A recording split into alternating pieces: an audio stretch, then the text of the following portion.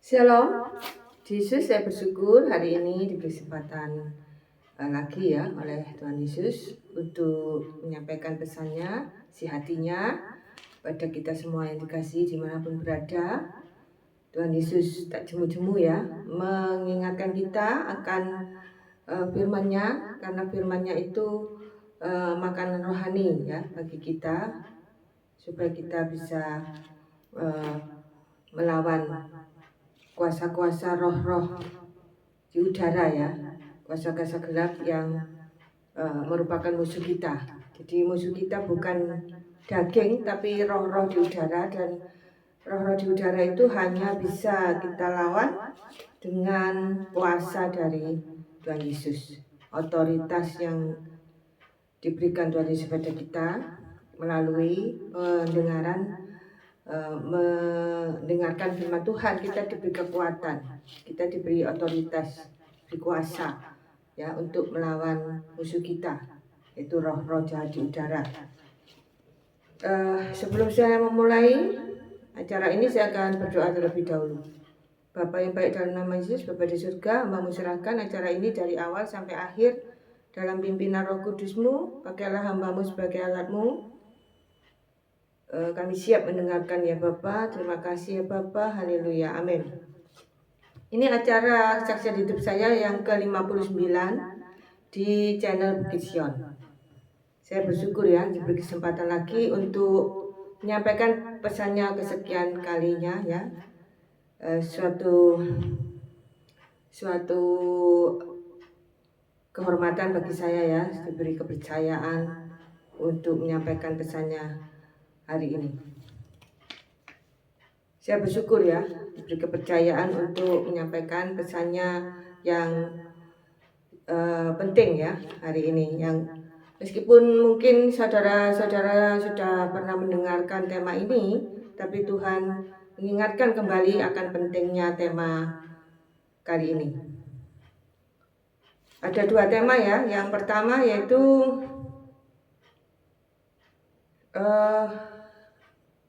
orang tua ya, itu tidak boleh membiarkan anak-anaknya berbuat kesalahan. Itu tema yang pertama. Ya, orang tua tidak boleh membiarkan anak-anaknya berbuat kesalahan atau berbuat dosa. Itu tema yang pertama. Tema yang kedua yaitu pembahasan tentang kitab Amsal Nabi mendetail ya, melalui kitab Rainbow. Saya bahas tema yang pertama terlebih dahulu. Di kesempatan ini ya, Tuhan Yesus ingin mengingatkan kita, kita sebagai orang tua ya, itu harus sungguh-sungguh ya dalam mendidik anak-anak kita sesuai dengan firman Tuhan tentunya ya. Jadi mulai kecil ya, sejak dini itu anak-anak kita harus dikenalkan dengan firman Tuhan, harus dikenalkan dengan Tuhan Yesus itu siapa ya, Tuhan Yesus itu karakternya bagaimana ya, mulai kecil ya, tentu saja ya sesuai dengan tingkat usianya ya. Pengenalan akan Tuhan Yesus ini bertahap ya. Untuk anak-anak kan sekolah minggu dulu ya, terus di gereja itu kan ikut sekolah minggu dulu, terus naik ikut remaja ya, terus ikut kaum muda dan seterusnya ya. Jadi penting ya mengenalkan anak-anak kita pada Tuhan Yesus, itu penting sekali, karena itu nanti bisa membentuk ya karakter anak kita itu seperti karakter Tuhan Yesus. Jadi itu tanggung jawab orang tua ya untuk mendidik anak-anaknya sejak dini ya, mengenalkan pada Tuhan Yesus sejak dini. Itu tanggung jawab orang tua, terutama ayah sebagai kepala keluarga. Ibu juga ya, ibu juga harus mendidik anak-anaknya dengan baik. Tapi dalam tema kali ini yang ditekankan yaitu peran seorang ayah dalam mendidik anak-anaknya. Kita belajar ya dari kisah Ayub. Ayub adalah sosok ayah yang menaungi anak-anaknya dengan doa. Kita harus meneladani Ayub ini ya, kita harus menaungi anak-anak kita dengan doa. Kita doakan anak-anak kita setiap hari ya, untuk lebih mencintai Tuhan ya, cinta Tuhan dan mengenal Tuhan Yesus dengan lebih baik, lebih dalam lagi. Tidak hanya cinta Tuhan ya, tapi juga mengenal ya Tuhan Yesus dengan lebih dalam lagi. Kita doakan anak-anak kita cinta Tuhan dan lebih mengenal Tuhan Yesus lebih dalam lagi. Dan kita doakan anak-anak kita itu mempraktekkan ya semua ketetapan Tuhan dan semua perintah Tuhan. Karena iman tanpa perbuatan juga sia-sia. Itu berlaku juga untuk anak-anak kita. Jadi anak-anak kita tuh harus dikasih pengertian ya, kalau iman tanpa perbuatan tuh juga sia-sia. Jadi kita belajar dari tokoh Ayub ya. Tokoh Ayub ini mendidik anak-anaknya itu ya untuk mentaati ya semua ketetapan dan perintah Tuhan. Yang kedua yaitu Nuh ya, Nabi Nuh. Nabi Nuh ini mengajak keluarganya ya untuk hidup takut akan Tuhan. Luar biasa ya. Jadi kita belajar juga dari Nabi Nuh ini ya, kita mengajak anggota keluarga kita untuk hidup takut akan Tuhan. Ini terbukti ya saat Tuhan Yesus menyuruh Nuh ya membuat ya bahtera yang besar ya. Nuh dan seluruh anggota keluarganya itu sehati ya. Mereka sehati kompak ya membangun bahtera yang besar tersebut ya, sesuai dengan arahan Tuhan Yesus ya. Jadi harus mendetail harus begini, tidak boleh salah sedikit pun. Itu terbukti ya, Nuh dan keluarganya ini sehati kompak membangun atau membuat bahtera sesuai dengan petunjuk Allah ya. Jadi tepat seperti yang diperintahkan oleh Allah. Jadi kita belajar ya dari Nabi Nuh ini juga. Ini dapat kita lihat di Kejadian 6 ya. Dapat saudara baca sendiri di rumah cerita tentang Nuh ini ya di Kejadian 6. Selanjutnya yaitu Abraham. Ya, Abraham ini menjadi panutan iman bagi Ishak anaknya. Sosok ayah ya yang menjadi panutan iman bagi anaknya Ishak. Ya, sosok yang penuh iman, luar biasa ya. Ini dapat kita lihat di Kejadian 22. Dapat saudara baca di rumah ya, Kejadian 22. Jadi kita belajar ya mencontoh Abraham ini ya sebagai teladan sosok ayah yang menjadi panutan iman bagi anaknya. Dan ada contoh-contoh yang lain ya, tokoh-tokoh Alkitab yang lain yang tidak saya sampaikan di sini ya. Ini hanya saya sampaikan 3 tokoh saja. Tapi ada tokoh-tokoh yang lain ya yang dapat saudara baca sendiri di Alkitab. Ini contoh ya sosok ayah yang berhasil ya mendidik anak-anaknya dengan baik dan benar sesuai kebenaran firman Tuhan. Di sisi yang lain ya, ada lagi contoh ya seorang ayah yang kurang bisa ya mendidik anak-anaknya dengan baik dan benar sesuai kebenaran firman Tuhan. Kita ambil contoh di Alkitab yaitu Raja Daud ya. Ini bukan menjelek-jelekan Raja Daud ya, cuma ini fakta yang disampaikan di Alkitab seperti itu ya. Saya hanya membacanya saja. Jadi Alkitab ini luar biasa ya. Jadi tidak menutup-nutupi kesalahan tokoh-tokoh Alkitab. Ya, jadi kalau tokoh-tokoh Alkitab ini salah diceritakan apa adanya gitu ya. Itu luar biasa. Jadi Alkitab itu tidak ada edit-editan atau tidak ada membaik-baikkan atau memburuk-burukkan siapapun juga ya, tokoh-tokoh Alkitab atau yang bukan tokoh-tokoh Alkitab pun ya, itu diceritakan apa adanya. Itu sungguh ya luar biasa. Jadi kita boleh belajar ya dari kesalahan tokoh-tokoh Alkitab ya, yang mereka juga pernah jatuh ya, pernah melakukan kesalahan, melakukan dosa, tapi mereka bangkit. Dan dengan berjalannya waktu ya, mereka imannya semakin teguh, semakin kuat. Dan mereka tentunya bertobat sungguh-sungguh ya. Kita meneladani tokoh-tokoh Alkitab yang pernah jatuh dan pernah gagal ya dalam mendidik anak-anaknya. Itu kita belajar dari kesalahan mereka, supaya kita bisa menjadi orang tua yang baik ya, sesuai kehendak Tuhan, sesuai rencana Tuhan.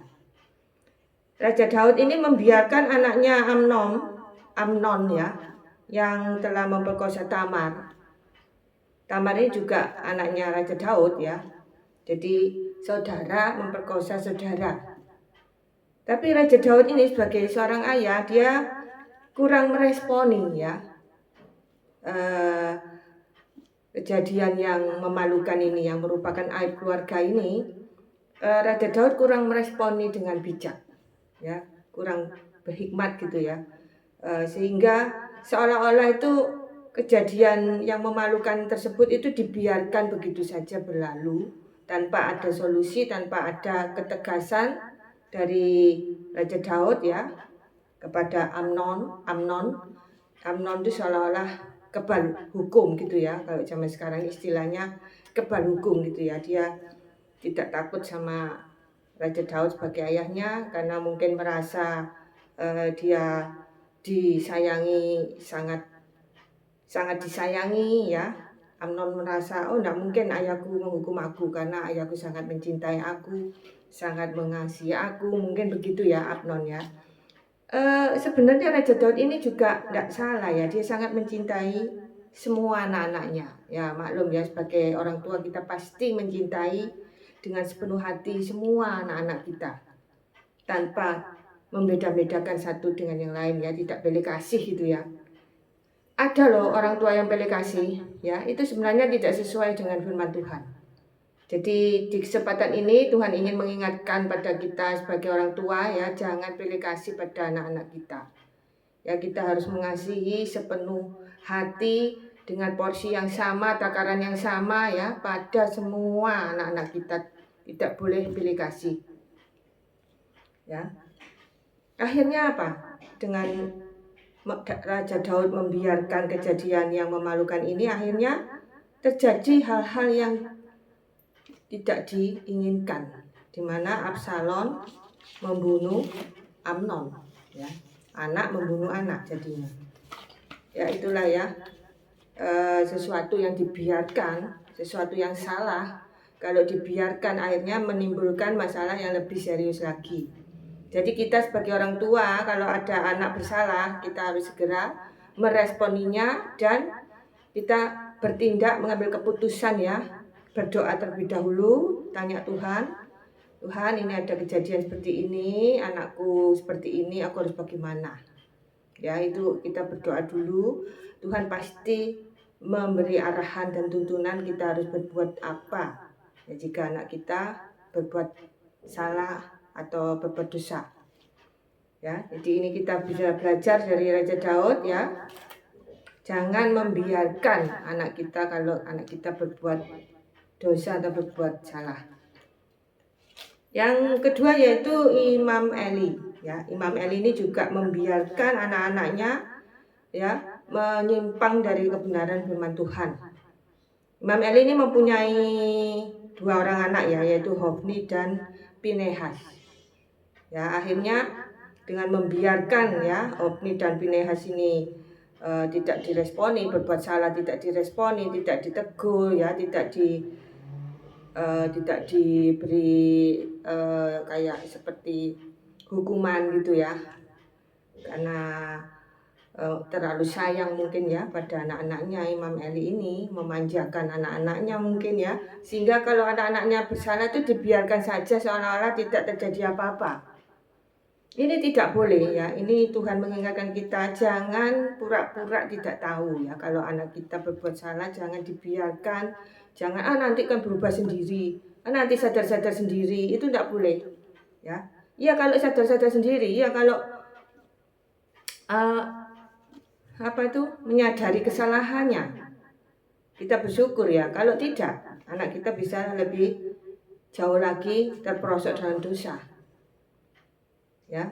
Jadi sebelum terlambat ya, ada peribahasa kan, pencegahan lebih baik daripada mengobati ya. Jadi lebih baik kita segera meresponi ya jika anak-anak kita berbuat salah atau berbuat dosa. Jangan ditunda, jangan dibiarkan ya kesalahan anak-anak kita itu berlanjut sampai lebih dalam lagi, terperosok dalam dosa ya.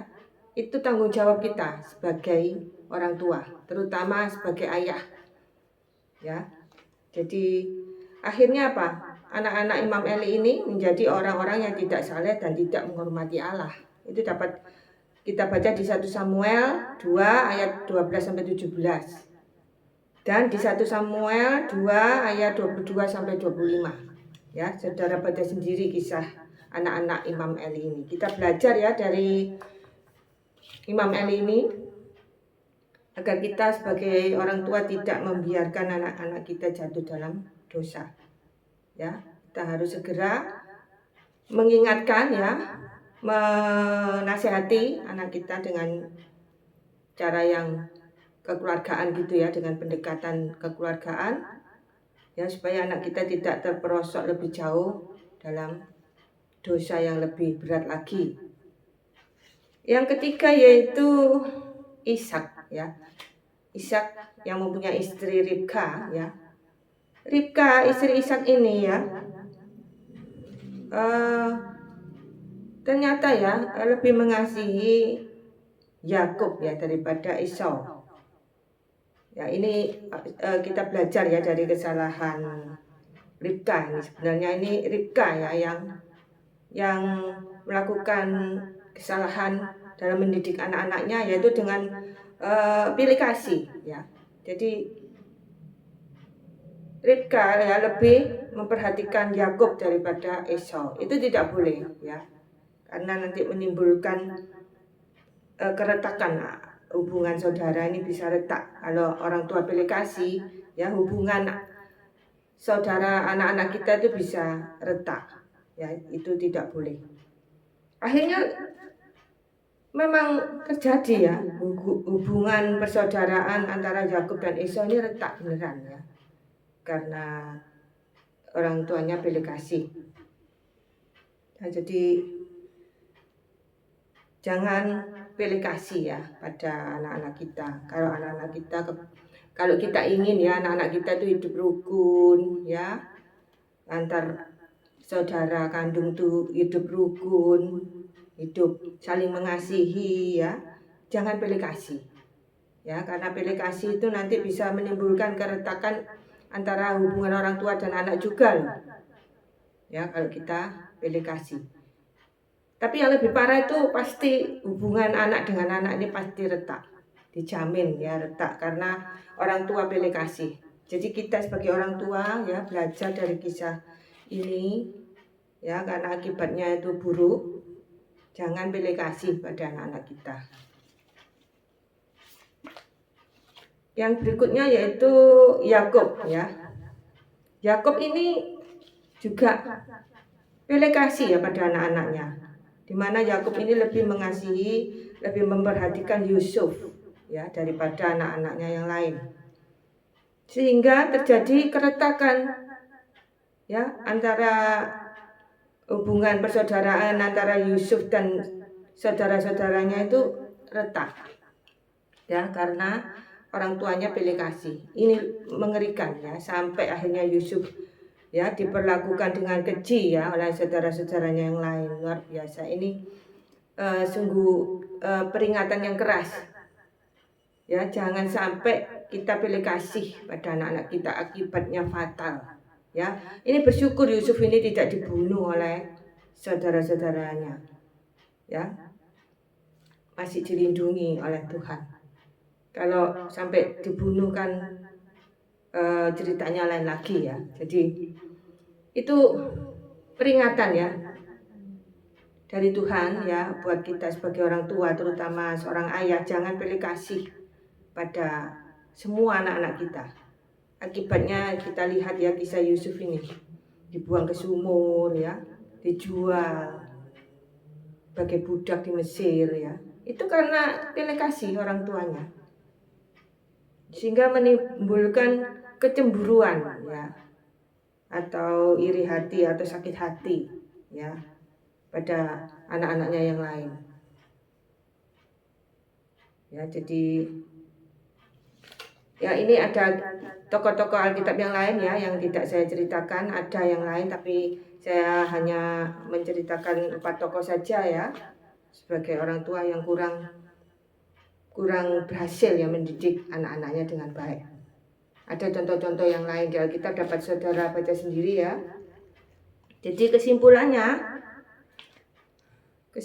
yaitu tidak ada orang tua yang sempurna ya. Di tengah tantangan zaman ini kita perlu bergantung penuh pada Tuhan Yesus. Amin. Saya ulang ya. Tidak ada orang tua yang sempurna ya. Di tengah-tengah tantangan zaman ini kita perlu bergantung penuh pada Tuhan Yesus. Amin. Yang kedua, pentingnya seorang sosok ayah ya, itu sebagai teladan yang baik ya bagi anak-anaknya, memimpin anak-anaknya, memimpin keluarganya ya untuk menyembah dan taat pada Tuhan Yesus. Jadi ini peran penting seorang ayah ya, untuk memimpin keluarganya ya, anak istrinya ya, untuk menyembah dan mentaati semua ketetapan Tuhan Yesus. Yang ketiga, salah satu peran seorang ayah ya adalah menjadi imam ya dalam keluarganya. Ya, jadi supaya apa? Supaya anak-anaknya ya dan istrinya itu hidup dalam kebenaran ya. Dan seorang ayah itu menjadi perantara ya antara anak-anaknya dan istrinya itu dengan Tuhan. Jadi peran seorang ayah itu sangat penting ya dalam sebuah keluarga. Ya, jadi sekali lagi ya, jadi salah satu peran seorang ayah itu adalah menjadi imam dalam keluarganya ya, yang membimbing ya keluarganya untuk hidup dalam kebenaran firman Tuhan, serta menjadi seorang ayah ini ya menjadi perantara loh ya antara anak-anaknya dengan Tuhan. Luar biasa ya, peran ayah ini sungguh sangat penting, tapi sering kita lupa ya sebagai seorang ayah ya, kita sering lupa betapa pentingnya ya peran kita dalam keluarga. Ya, jadi yang keempat yaitu seorang ayah harus melekat pada Tuhan Yesus. Ya. Sehingga menjadi teladan dan dapat memimpin keluarganya dengan baik. Yang kelima, seorang ayah bisa melakukan kesalahan juga. Ya, jadi seorang ayah itu tidak sempurna ya, bisa melakukan kesalahan juga. Tapi belajarlah dari kesalahan tersebut ya. Harus bangkit dari kesalahan yang kita lakukan ya sebagai seorang ayah. Misal pernah melakukan kesalahan, jatuh dalam dosa, kita harus bangkit ya dari kesalahan tersebut dan kita bertobat sungguh-sungguh ya. jangan menyerah, ya. Jangan putus asa.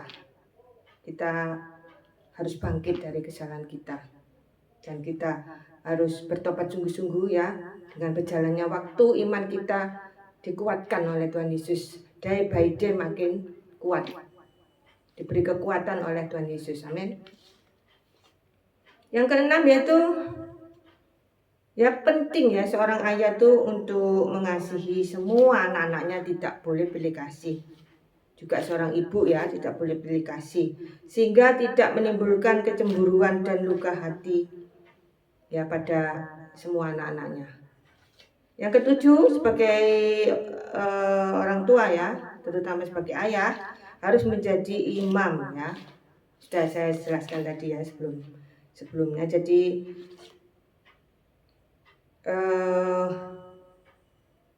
sosok ayah ya itu harus bisa menjadi imam dalam keluarganya. Luar biasa ya. Tidak mudah ya menjadi imam dalam keluarga, itu harus bergantung penuh, mengandalkan Tuhan ya, mengandalkan Tuhan Yesus dalam kehidupan sehari-hari. Yang kedelapan yaitu seorang ayah harus menjadi sosok yang membimbing ya anak-anaknya untuk menyembah dan mentaati semua ketetapan, semua perintah Tuhan Yesus. Tapi ya untuk kasus-kasus tertentu ya, itu kadang itu orang tuanya ini sudah mendidik anaknya dengan baik ya, sudah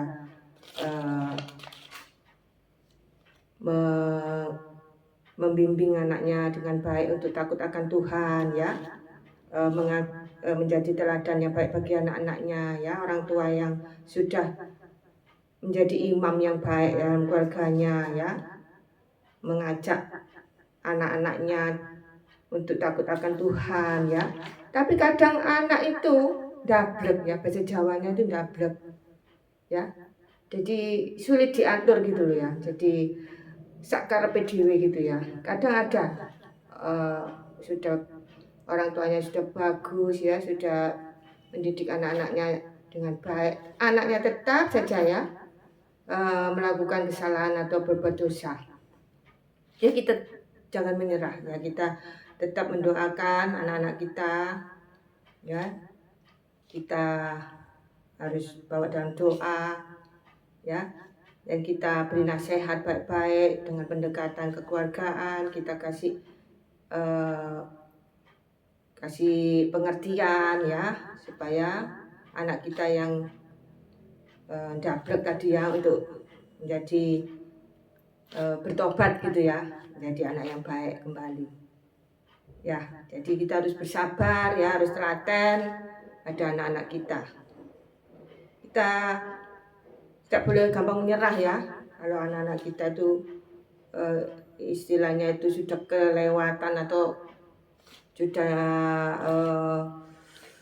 sulit untuk dirubah atau sulit untuk dikasih nasihat gitu ya, jangan menyerah ya, tetap kita berjuang ya untuk menarik anak kita kembali ke jalan yang benar. Jangan putus asa, kita harus tetap berdoa ya, minta kekuatan dari Tuhan, mendoakan anak kita untuk menyadari kesalahannya ya, dan kembali ke jalan yang benar ya, sesuai dengan kehendak Tuhan dan rencana Tuhan. Selanjutnya ya, tema kedua yaitu saya membahas tentang kitab Amsal lebih dalam lagi. Karena dalam mendidik anak ya, itu kebanyakan itu kita membacanya itu di kitab Amsal ya, dalam hal hubungan antara orang tua dan anak ya, bagaimana cara mendidik anak, bagaimana menjadi orang tua yang baik, bagaimana menjadi anak yang baik, itu kita dapat belajar di kitab Amsal ini. Mari kita belajar lebih dalam ya tentang kitab Amsal ini. Penulis kitab Amsal yang utama adalah Raja Salomo, tetapi Agur, Raja Lemuel, dan lainnya juga memberi kontribusi. Waktu penulisan antara 1000 dan 700 sebelum Masehi. Akan tetapi sebagian besar dari kitab Amsal itu ditulis oleh Salomo pada tahun 931 sebelum Masehi. Kurung ya, kitab ini belum disempurnakan menjadi bentuk seperti saat ini sampai beberapa tahun kemudian kurung tutup. Rentang waktu tidak diketahui, namun terutama selama tahun-tahun masa hidup Salomo. Judul kitab ini dalam bahasa Ibrani berarti tanda petik ya, Amsal Salomo. Latar belakang, Salomo naik tahta menggantikan Daud ayahnya untuk menjadi raja atas Israel. Setelah memohon hikmat dari Allah, ia begitu diberkati. Ia itu maksudnya Salomo ya.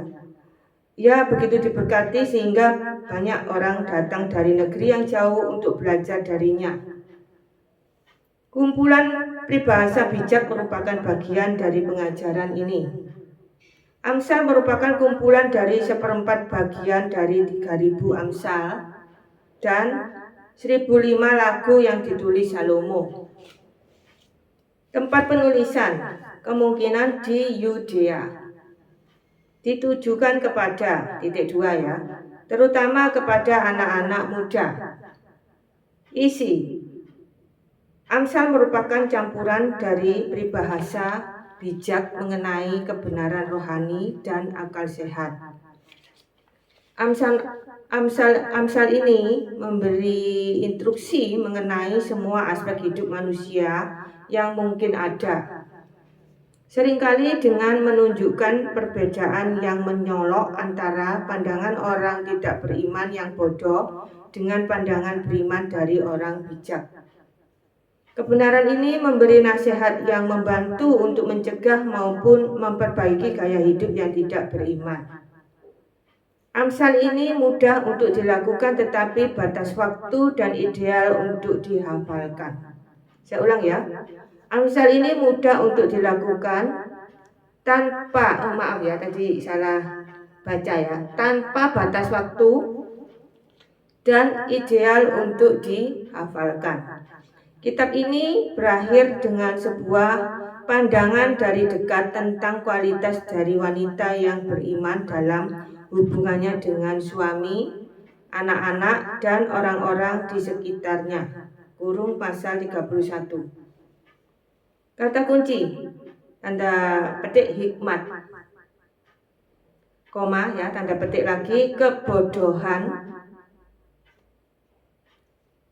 Kemampuan untuk hidup dengan kebenaran yang dilakukan sehari-hari diteliti dengan cermat di sini. Saya ulang ya.